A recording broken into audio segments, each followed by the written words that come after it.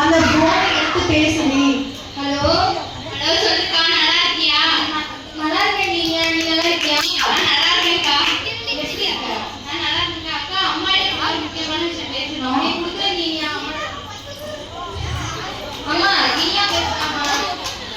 சொல்லியா நல்லா இருக்கியா? நல்லா இருக்குமா. நீ நல்லா இருக்கியா? நல்லா இருக்கேன். அம்மா என் காலேஜ்ல உன் காலில் என்னடி ஆச்சு? என் காலேஜ் ஒண்ணு நான் சொன்ன மாதிரி சொல்றேன். எங்க பள்ளிக்கூடத்துல போட்டிலாம் வைக்கிறாங்க. மாறு போட்டி. என்னால போட்டி வைக்கிறாங்க? சோறு திங்கிற ஒட்டி நான் பாட்டு பாடுறேன். சோறு திங்க நல்லா சோறு தின்னியடி. தின்னியா இல்லையா? 10 தட்டு தின்னா. 10 தட்டு தான் தின்னியா? அதனால எங்க பள்ளிக்கூடத்துல ஃபங்க்ஷன் வைக்கிறாங்க. நீ அக்கா மறக்காம வந்துருக்கா? சரியா, நானும் அக்கா வந்துடுறோம். எங்கடி இறங்கணும்?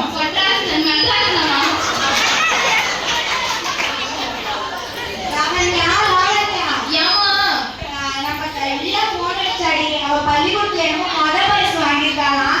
அதுக்கு என்னமோ வைக்கிறாங்க. அதுக்கு மொட்டாஸ் வரைக்கும் போகணும்னா அப்படியே உனக்குதான் கல்யாணம் ஆகல. அப்படியே அங்கேயே ஒரு மாப்பிள்ளைய பார்த்து கல்யாணம் பண்ணி வச்சுக்கலாம்.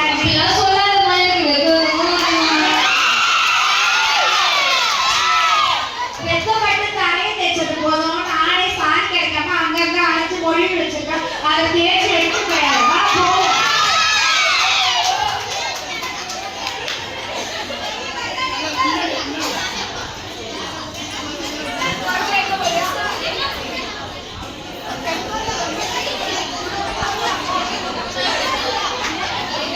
செங்கல்பட்டு, தாம்பரம், சென்னை, மெட்ராஸ், பெங்களூர்.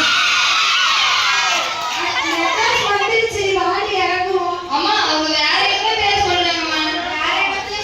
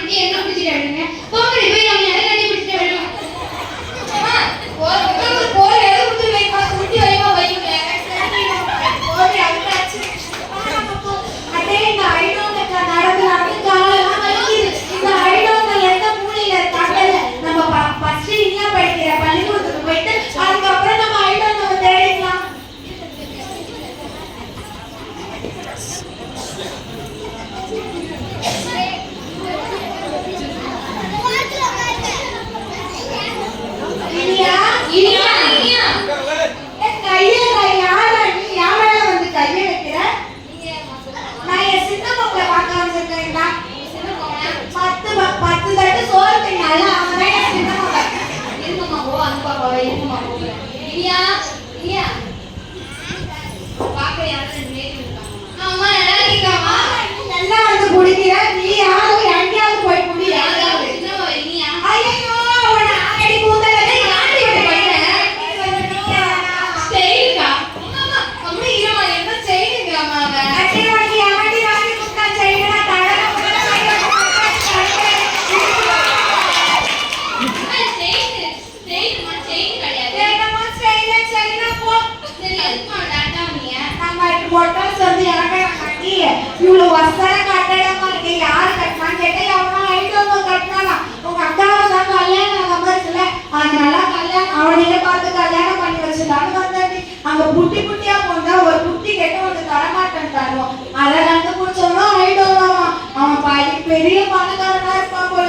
அவனே பார்த்து உங்க அக்காவை கல்யாணம் பண்ணி வைக்கலான்னு தேடிட்டு வர லேட் ஆயிடுச்சு.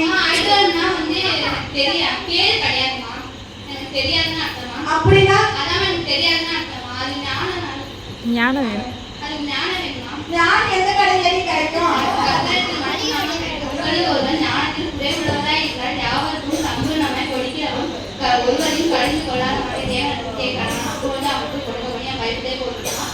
ஃபர்ஸ்ட் கடன் நினைக்காம நானும் இந்த ஞானத்தை கர்த்தருக்கு ஜாம் பண்ணி கேட்டேன். அதே மாதிரி நீங்களும் ஜாம் பண்ணி கர்த்தருக்கு பெற்றுக் கொள்ளணுமா சரி நீயா நானும் கத்துரையத்துல ஜெபம் பண்ணி அந்த ஞானத்தை பெற்றுக்கொள்ளுங்க.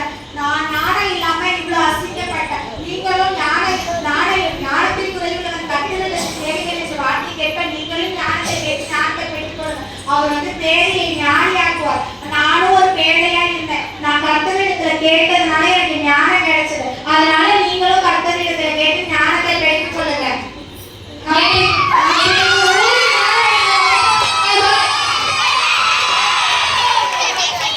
அதை கேட்டுக்கலாமா? அவங்க ஞானத்தை பெற்றுட்டாங்க. நீங்களும் ஞானம் வேணும்னா ஆண்டவராகிய ரட்சகர் என்ன பண்ணுங்க? ஏற்றுக்கொள்ளுங்க. ஆமென். ஹல்லேலூயா. அது மாத்திரம் இல்லை, நம்ம எண்ணத்தை சம்பாதிச்சாலும் நீ புத்தியை சம்பாதி.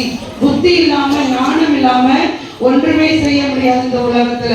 நல்ல ஞானத்தை கொடுக்கிறவர் கர்த்தர் மட்டுமே. அவர் எங்களுக்கு என் வாழ்க்கையில பிறந்திருக்கிறார். அதே போல உங்களுடைய வாழ்க்கையிலையும் ஆண்டவர் ஏற்றுக்கொள்ளாம இருப்பீங்கன்னா, உங்க வாழ்க்கையில அவர் பிறந்தார்னா உங்க குடும்பத்துல ஆனந்த சந்தோஷத்தையும் எல்லா ஆசீர்வாதத்தையும் கொடுக்க வல்லமையுள்ளவராக இருக்கிறார். கையை கட்டலாம்.